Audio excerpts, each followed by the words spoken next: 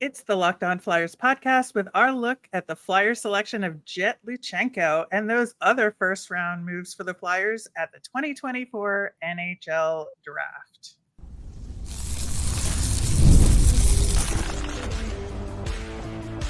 You're Locked On Flyers, your daily podcast on the Philadelphia Flyers. Part of the Locked On Podcast Network, your team every day. Hey there, and thanks for making Locked On Flyers your first listen every day. I am Rachel Donner. You can find me on Twitter at rmiriam. I'm here, as always, with Russ Cohen, who's on all your favorite social media apps at Sportsology, coming to you from Las Vegas.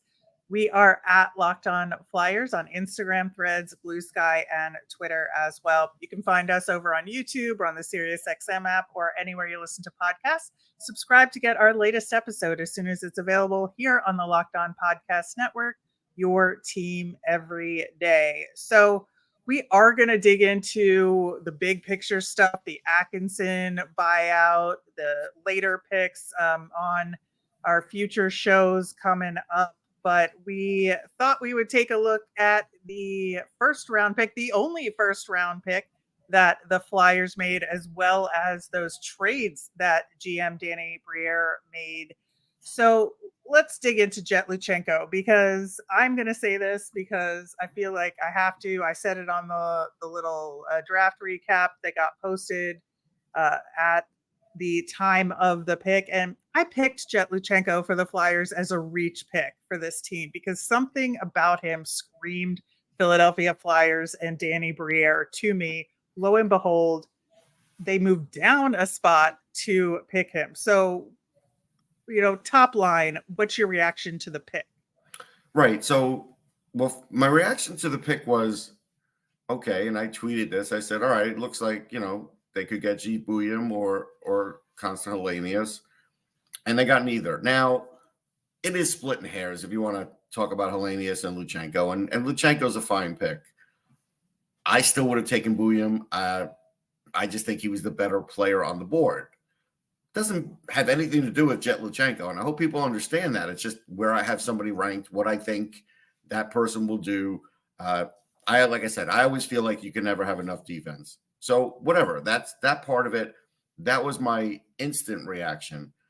Now, the interesting part was when he interviewed, I had no idea that, he had been through Philly before, Kennett Square family. That's nice. So he has an idea of the area. Look, he's a very conscientious and fun interview. I knew that from the combine.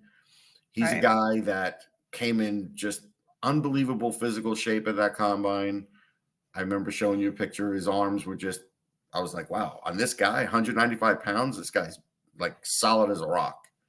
So he can handle the rigors of the NHL, and he's obviously got speed. And so, yeah, I see what they see in him, and that's fine. I just would have taken the other player just because I feel like that other player had it was just a better player, but it's a different position. So we knew it was going to be center or defense, right? Like we all knew that. A lot of people. So there's no mistaking that. That was easy to figure out. Right. And so he played for the Guelph Storm, will continue to play for Guelph over the next couple of years. 74 points in 68 games. Definitely came on strong in the second half of the season. And I think that he really impressed me with his interview, to your point. I think he really knows who he is. He mentioned his work ethic and in terms of his dedication to working out in the gym, which you noticed at the combine. And he asked me a question, yes. Well, because I wanted to find out, like, how did you come in such great shape? Like, I really did. And so, yeah. Yeah, but that, he had good conversations with the Flyers prior to the draft. Both he and Danny talked about his good hockey IQ. He creates a lot of space for teammates, which I think is important in the center role. Danny Briere was very confident that he would be an NHL center, that there wasn't really talk about him moving out to the wing like you would with a lot of guys. And it just seemed like in terms of ceiling, yes, there are questions here, and a lot of people have him projected as only like a third line with maybe second line potential. but there's so much certainty and so much confidence with him and that potential from the Flyer side and from his own side that maybe he can break through that projected ceiling. No, I think he could be a second line. I think those people, just like a lot of people, don't know him. And look, I mean, it's just he's one of those players that came on. He came on in international play. He was great in the U18s. Yes. And so all these things help. I mean, it just, that's what happens. Some guys have just great second halves, and it really gets them on the board, and it kind of springboards their career. And so, yeah, they're catching the wave of that. And so fans will love him. He's played against some of the guys that they have, like Denver Barkey and Oliver Bonk. And so that's good. So they're kind of building like a future core here, which is what you have to do, because by the time these guys get there, a lot of what you see at the NHL level, tends to leave, retire, or whatever. So, yeah, I mean, that's what they're doing. They're building. Yeah. And the other thing, or the other couple of things that were brought up about him and his game is that he really has a strong two-way game, and he's a good skater. And I think that, there's a lot of questions about some centers coming into the league in terms of their two-way game, at the junior level. And skating is something we constantly talk about, like, oh, they're great, except they have to work on their skating. And, you can always improve, but it feels like Jett is on the right path on both of those fronts, which is something that's really important. No, he is. I mean, he's got a great foundation for that. And that's important. Like you said, you can teach that, but when it's innate and a guy's already excelling in those areas, that's a great sign. And those are a couple of the things that it takes to play in the NHL. So yeah, he's got the makeup. Yeah, I think so. Danny Briere did mention that a couple of teams gave him a little bit of crap for taking Luchanko ahead of them, which, Sure. May be a way to pump up the pick a little bit, but also, honestly, I wouldn't disagree. Like, I think there was probably a couple of teams right lower than them that thought that that's the pick that they would have to make and were kind of attached to it. But the Flyers kind of snaked him out of there. I think there's some of that, but if we want to play both sides of that, Olli Jokinen stated about Hellenius that he thinks he might be able to play in the NHL this year, and he's very close to being NHL ready, and he had nothing but great things to say about him. So there's that too. And, the Sabres were not expected to get him there. So, you have to show both sides. Yeah, absolutely. And I think, this is a calculated risk on Danny Briere's part. Clearly, the way he's talked about it, that Jett Luchanko was their guy. I think once they couldn't move up to the 4 or 5 pick kind of area, then Jett Luchanko was their guy. Let's be clear on that. Yeah, no, that's on that. You have to pivot sometimes, like Ross did in Fringe. Yeah, pivot. Oh my God. But so I think all of that, plus the announcement of his name by Michael Buffer was fantastic. If people were following me on Twitter, somebody had asked me, like, who's going to be the next celebrity, and I said, well, I saw Michael Buffer, and that was about 40 minutes before he did it for Philly.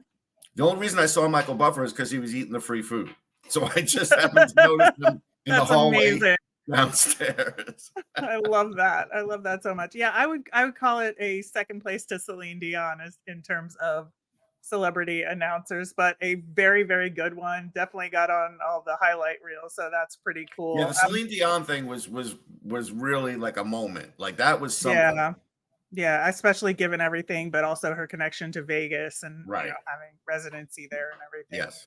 But just a phenomenal way to introduce Jett Luchanko to the Philadelphia Flyers organization, a memory that I'm sure he will have and his family will have for the rest of their lives. So that's pretty cool. We are going to talk about those pick trades, both trading down to 13 and trading the 32nd overall pick to the Oilers. We're going to get into that and what's going on in Danny's head with his strategy coming up next. Passion, drive, and patience, the formula for winning championships, is also what keeps your ride or die alive. eBay Motors has everything you need to maintain your vehicle and level it up to peak performance. Superchargers, roof racks, exhaust kits, LED headlights, and more. Whether you're into speed, power, or style, eBay Motors has you covered. With over 122 million parts for your number one ride or die, you'll always find exactly what you're looking for. And with eBay Guaranteed Fit, your part is guaranteed to fit your ride every time or your money back. Because with eBay Motors, you're burning rubber, not cash. With all the parts you need at the prices you want, it's easy to make your car the MVP and bring home huge wins. Keep your ride or die alive at ebaymotors.com. Eligible items only, exclusions apply. eBay Guaranteed Fit, only available to U.S. customers. All right, Russ. So the big question here, why the focus on 2025 and getting a ton of assets? The Flyers now have 13 picks in the next draft. Yeah, it's clear that they like what they see in that draft. I'm not going to start evaluating 2025 so I've had a real chance to look at it and go over it, because if I did all that in advance, there were guys that got drafted here late in the first or not at all that were thought to be high picks. So years before. So I'm not going to do that, but obviously they felt strongly about it. But I think it's more they got the phone call, they mulled over an offer, they looked at their board, and maybe who they saw on their board they felt they could get in the second round. But at that point, I don't think they knew about the Columbus keeping the pick. I know that there was discussion at the table because I was watching, but some of the live feed, and I saw that. And that's what we're going to miss, by the way, in the future, is we're not going to get to see that discussion at the table where obviously, Danny was asking what's going on. Is this worth it? What's, to give him the calculations on that. And in the end, I think they're going to get a pick because you don't know exactly where Edmonton's going to be. They're not going to be a lottery pick, so that's not an issue. But they may not make the playoffs, and if they don't, maybe they're 27th overall, and then you've moved up 5 slots in another draft. So I think from a calculation standpoint, from that, like the chess part of it, it'll check out. I think that works. Would I have done it? No. Yeah, I think there was an opportunity to get a defenseman here, especially given the way the board went. It was the second half of the first round was absolutely bonkers, I think, in terms of the picks that were being made. And there was an opportunity to get a really good player, but I also see what Danny was doing here. And so the Flyers have 3 first-round picks and 3 second-round picks in next year's drafts. And that's a lot of draft capital that can be used in a lot of different ways. And I just think that was the calculus that was made, and we'll see how it turns out. I'm not willing to say it was good or bad at this point because we just don't I'm know. not going to say whether it was good or bad. I'm just gave you my honest, opinion. Would I have made a pick there? Yeah, I would have, but that's okay. Yeah. It doesn't mean it was the wrong move because there's lots of positives to it. And now maybe next year they're going to set up for a trade of some sort, and that's fine. Yeah. And, so if you look at the combination of trading down to 13 with the Wild, getting that additional third rounder as well. So it's 3 in the first round, 3 in the second round, 2 in the third round. I mean, right. That is the makings of you throw that in with a player or something and you get something you need. So that has the makings of that. Yeah, I think so. So there, there's a lot of strategy going on here. And clearly, again, the way the bottom third, I guess, of that first round went, there are so many quality players left that even at 51, the Flyers are going to get somebody they wanted at that pick. Yeah, no question. Yeah, so I think, as far as that goes, the Flyers are in decent shape for that pick. And then, we'll see what else happens. I think they're probably, if they can't move up or there's somebody specific they want to get to the bottom of the second round, maybe using third round picks. That's maybe the only other move that'll happen today, but I guess we'll see. Yeah, we'll see. I mean, you never know. I mean, today's another day. Maybe they do use some of that and get a higher second round. It's entirely possible. Yeah, so we'll see how that goes. We'll have more on Jett Luchanko and all the other picks on our Monday show. Stay tuned for that and more NHL draft content from us at Locked On Flyers here on the Locked On Podcast Network, your team every day. I'm Rachel. I'm on Twitter at @rmiriam. That's RMIRIAM. I'm Russ. I'm at Sportsology, SPORTSOLLGY.